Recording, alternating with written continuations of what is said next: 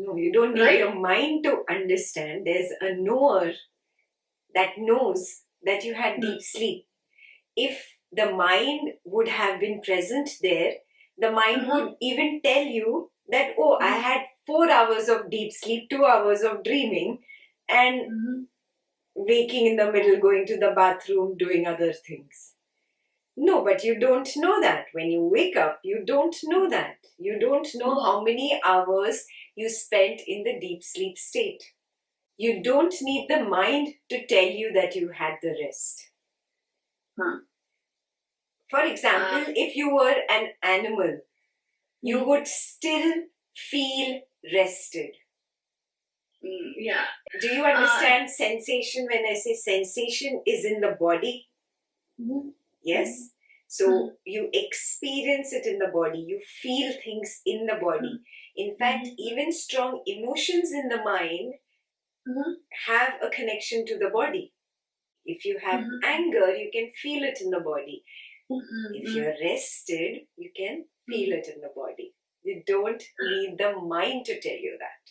Tell me that. I get that. That I feel so rested. I get that. But I want to know, I want to experience the deep sleep state. Correct. How do I experience that? You cannot experience it. Because of the limitation of the mind and the intellect, we cannot experience it. It is not possible. That is the time when the mind and the intellect and the ego and the memory shut off. They are so tired. It's said that science says that we have about 16,000 thoughts in one day, in our waking day. Okay, suppose you woke up at 7 a.m. and you slept at 10 p.m. in the night. From 7 a.m. to 10 p.m., you've had 16,000 thoughts. The mind is exhausted. It needs a shutdown time, just like your computer needs a shutdown time. So it's a shutdown of the mind. It needs to shut down. That's what happens in the deep sleep state. It's a complete shutdown. You're saying, I want to experience shutdown. It's like computer saying, I want to experience shutdown. It's not possible. It is the limitation of that computer. It cannot experience the shutdown. It will never know how long I had shut down the computer and when did I start it again. Similarly, our mind and intellect are nothing but computer programs. Yes? And these computer programs know only to their particular limitation. Beyond that limitation, it is not possible. You can only experience the effects of the knower. You can never really see the knower. So is that why that reflection thingy comes? Because yes, I had a question on that also. Yes. Because when I close my eyes and meditate, like you were talking about the subject-object meditation, I got to that level where I could experience that silence for a few minutes also, and it was phenomenal. But again, for me to know that I am there, that I am alive, my mind has to tell me, like how it comes out and tells me, yes, I felt that. So mind can only taste it. The mind cannot express it in words. That's why so many scriptures still fall short of explaining the Brahman. They just cannot explain. Beyond a point, it is inexpressible. Why? Because beyond a point, it is not possible for the mind to understand it, to grasp it, to see it. Yeah? We have a limitation. I'll explain this to you scientifically. Bats, with the echo of the sound, they can figure out a three-dimensional world. This is called echolocation. They use echolocation to figure out the three-dimensional world, and they can fly so fast and yet not hit into a wall. Yeah?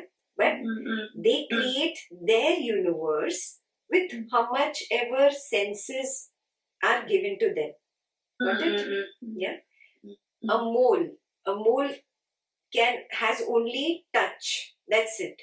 It touches, and it creates its three-dimension world. It creates its molehill. You must have seen a molehill. Yeah, yeah. So it has only that sense. Similarly, we have a limitation. With this eye, I can only see shape and color. Look around your room. Can you see anything other than shape and color? No. Yeah, that's right. Yeah. Okay. Shape, colors. What else?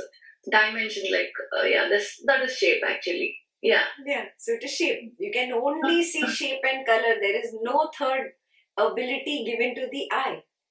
Similarly, through the ear, we have only one ability: sound. So this is received by the brain, the shape, the color, and the sound. And this goes to the brain. The mind processes this information and tells you it is Ekta speaking to you on that computer screen. You know from the sound, you know from the shape, and you know from the color. Do you get it? So we work only in the limitation that we have been gifted with. And we cannot, how much ever we try, we cannot go beyond this. A bat will never be able to see Ekta is wearing red color.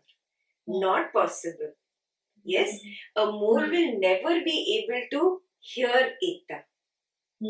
Is this clear? So similarly, our mind, our intellect has a particular limitation, and it can work only in that limitation. So we cannot go outside this limitation and see when this mind is shut down. Deep sleep state is the shutdown state of this mind.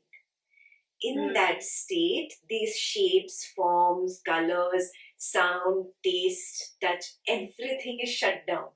Everything. And obviously the thought of it is also shut down. There is no seventh ability I have. I have only these. Yes? So it is not possible for me to know the state. But I get a glimpse of that silence because the knower is not only there in the deep sleep state, it is also there in the dreaming state and also in the waking state. So you can sense the knower, but you cannot see the knower. Be very clear. Yeah. Otherwise, we would have turned inside and seen, but we can't see. We can just experience the consciousness. We can experience we are alive. Yes. When a body dies, there's a dead body, there is no life in it. Yes, so I look at that and I look at myself and I know, yes, this is conscious. If I poke a pin, I will feel it. So this is conscious, but if I poke a pin in that corpse, it will not feel it. So it is not conscious. So I know that an attribute has been given to the body. It does not belong to the body. Okay. Yes, it's borrowed. Means it's temporary. It was there for some time here, and then suddenly it's gone when whatever the age is over, the person dies.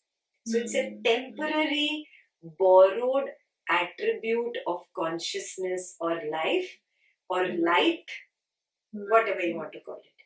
Yes, that is reflected consciousness.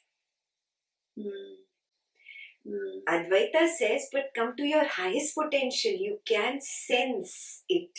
You can feel the effects of the knower. You can just rest there. Be the knower knowingly. It's not that we were never the knower before this. However old you are, 30, 40 years, so many years of your life, the knower was there. Yes, but ignored knower. Now, I am aware of this knower. Yes, knowingly being the knower helps me at least experience the effects of the pure consciousness. It's like sun's light is shining. I don't experience the sun directly. I experience the sun's rays on me. Okay? Just like that, I am experiencing the reflected consciousness. That reflected consciousness itself is this conscious feeling. Oh, okay. That which is giving you this feeling of being alive. Okay. But why is it not the real one? Because I am in that field, right? I should be part of it, right? Why is it reflected? It's the same thing. Is the sun light different from the sun? Okay. It is the sun. It is not different from the sun. You're saying, oh, my toe, which is so far away from my body, I'm 6 feet tall, so my toe is so far away, so that is not a part of me. No, it is a part of you. You get it? It is just our perception, the limitation of how we are perceiving it. Yeah. It is a part of you. It is you. There is no parts here. Yes?